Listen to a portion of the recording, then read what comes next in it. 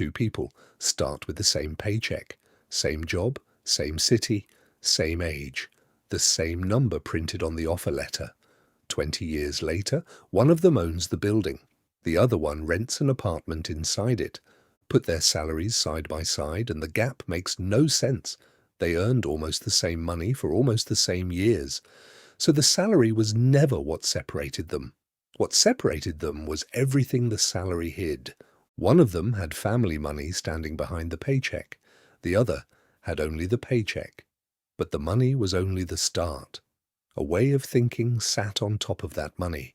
It was installed in childhood, before either of them could choose. The one born into it grew up inside it and never noticed. The other never learned it at all. None of this shows up on a bank statement. It shows up first in how a person thinks about time. When money is tight, the brain does something you can measure. It narrows. Researchers studied people living under financial pressure. They found that scarcity itself eats mental bandwidth. It steals the attention you would spend on a decision 15 years out. The mind tunnels onto the bill due Friday. The long view simply disappears. Picture someone 3 days from payday. They know their balance to the dollar without checking. They run the math at the pump, at the register, at the bottom of the school fee letter. Every one of those calculations is attention, quietly spent. A child in the other house never hears a price questioned at dinner. For them, the price was never the question. This is not poor judgment. It is what pressure does to any brain. Put a wealthy person under the same strain and their planning collapses too. Their horizon shrinks to the same few days. So, the first advantage was never intelligence. It was never discipline either. It was the absence of the pressure that shrinks everyone else's vision. Old money's children got to think in decades. Nothing in their week ever forced them to think in hours. They felt that calm and called it character. Everyone watching them called it talent. The next setting lives in the body, not the calendar. For you, money is wired straight into self-worth. A loss is not just a loss. It arrives as a verdict. An investment drops, and a voice starts narrating what it says about you. Old money raises its children to feel almost none of that. Money gets treated like plumbing. It is useful, unglamorous, and easy to ignore.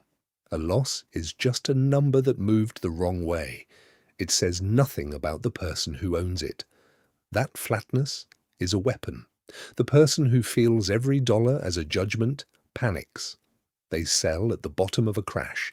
They duck the hard phone call. They freeze when a clear head would pay off. The person who feels nothing reads the same crash as weather and acts. The information was identical. Only the outcome changed. And the outcome was decided by how much the money was allowed to mean. There is a second cost, and it lands later. The one who felt nothing recovers fast, because there is no shame to sit in. They make the next decision clean. The one who took the loss personally is still replaying it a month on. That replay is not free. It clouds the next choice, and the one after that, so a single bad day quietly taxes a whole year of decisions. There is another gap, and it opens at the dinner table. Children of wealth absorb how money works the way you absorbed your first language. They pick it up as background noise. Words like trusts, leverage, and ownership float through normal conversation at home. The gap between earning income and owning assets becomes obvious early. By the time they are adults, none of it sounds foreign. The lessons start younger than you would guess. In one house, a teenager is given a few shares for a birthday and watches them move for years, learning quietly what ownership feels like. In another, a teenager the same age works a weekend shift and learns what an hour of their time is worth. Both lessons stick for life. Only one of them is about owning anything. Multiply that by 18 years of dinners. By the time the real test arrives, one of these two has been studying for it their whole life, without ever calling it study. The other walks in cold and gets told the gap was about effort. You probably met the same material as a stranger.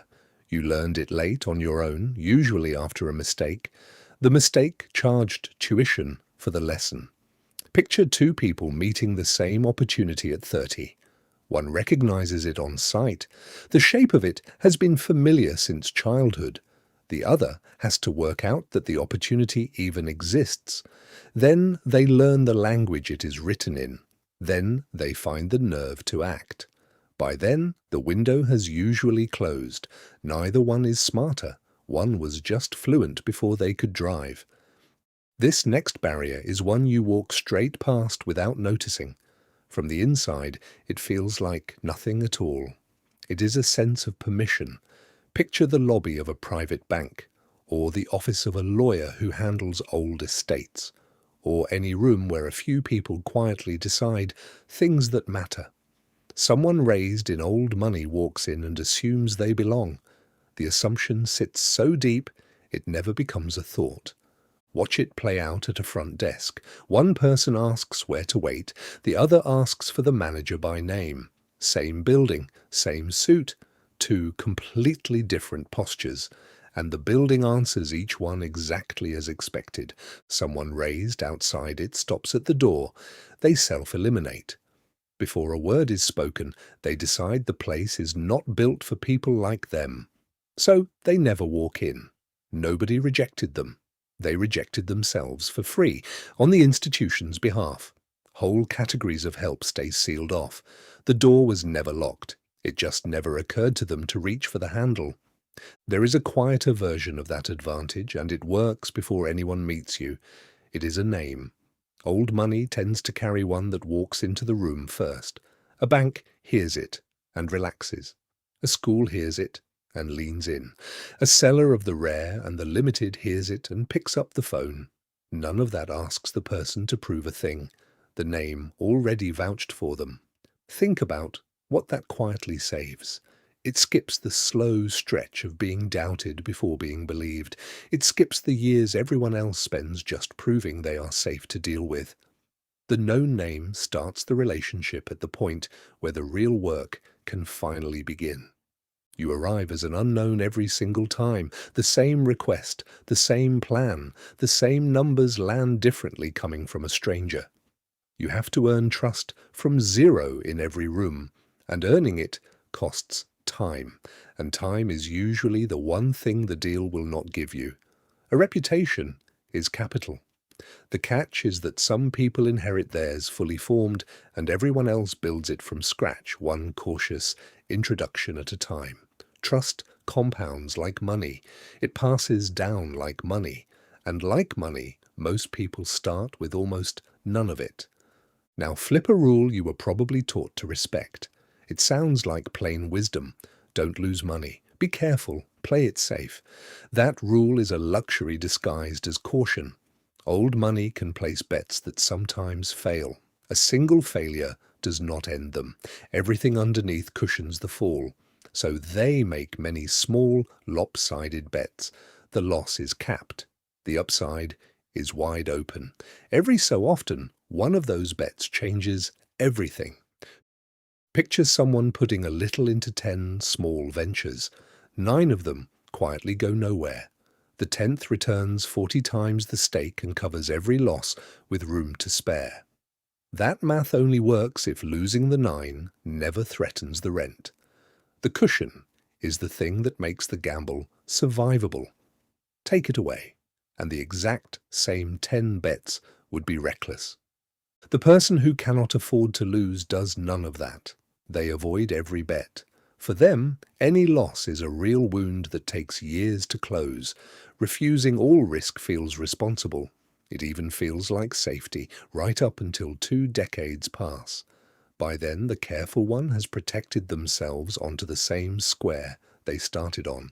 The choice that felt safest the whole way through was the most expensive one in the room. Watch what happens to the money itself. For most people, a raise shows up fast. It lands on the body and in the driveway within a year. It becomes the watch, the upgraded car, the bag with the loud hardware. Spending turns into proof that the climb was real. It is evidence handed to anyone watching. Old money trains the opposite reflex and trains it bluntly. Its children learn that visible spending is a confession. Buy a thing just to be seen with it, and you have announced something. You have announced that being seen matters to you, and that means you do not yet feel calm without the costume, so that money never becomes proof. It stays inside the machine that makes more money. One household turns its raise into objects that lose value immediately. The other turns the same raise into ownership that compounds for 30 years. Stand back far enough, and the difference is not taste, it is arithmetic. Follow where the raise actually goes. The money that would have been a new car becomes a deposit on something that collects rent. The bonus that would have been a watch becomes a few more shares. None of it shows up on the body, all of it shows up on the balance sheet. The poorer instinct buys things, the richer instinct buys claims on other people's effort. Then there is borrowed money. It is the next wall, and a tall one. Debt is taught as shame. It is the thing that wakes you at 3 in the morning. It is the failure you keep quiet at parties. So you chase one goal above everything else.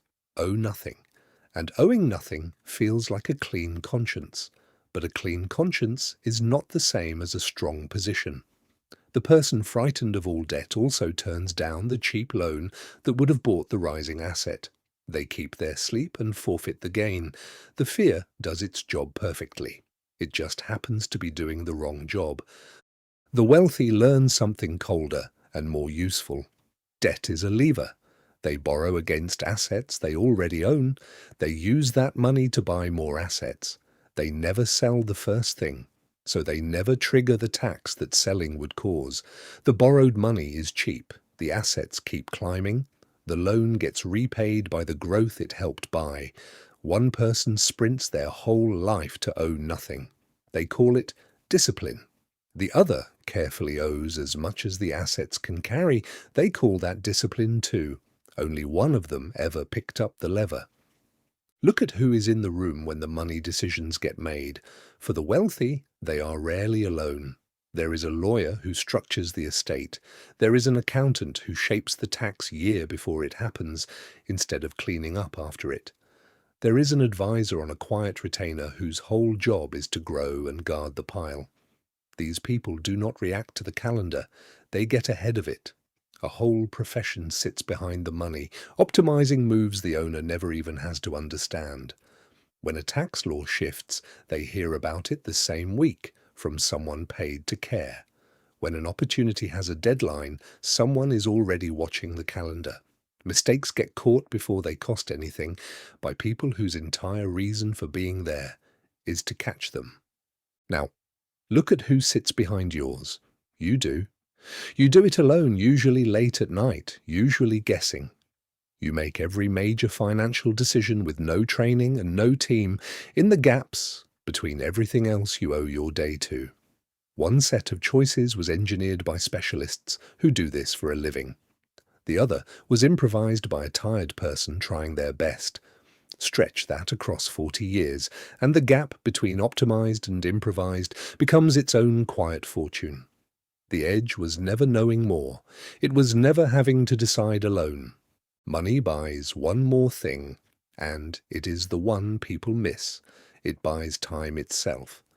The wealthy pay to remove the friction that eats everyone else's week, the errands, the queues, the commute, the 100 small chores that bleed an ordinary day dry.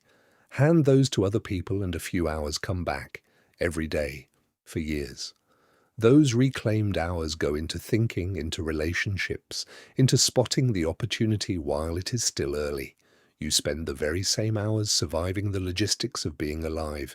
Nobody files that under wealth gap. It is one of the widest there is. Underneath all of it sits one last barrier. It is the hardest to see.